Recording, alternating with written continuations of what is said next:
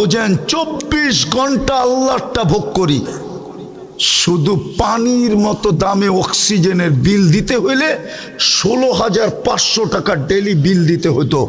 এই শ্রমিক পেশার মানুষগুলাকে জিজ্ঞাসা করি কয় টাকা বেতন পান, কয় লাখ টাকা মাসে বেতন, কয় কোটি টাকা মাসে বেতন। প্রতি মাসে তো 4,95,000 টাকা বিল দিতে হতো শুধু অক্সিজেনের। কে বিল দেয়? কে বিল মাফ করে দিছে? হ্যাঁ, কে বিল মাফ করে দিছে? ভালো মতে বোঝেন। এই জন্যই বলছিলাম প্রস্তুতি নিয়ে যেতে হবে, তৈরি হয়ে যেতে হবে, গুছায়া যেতে হবে। আগে জানি কি শব্দ বলছিলাম? প্রথমে সমাধান করে যেতে হবে।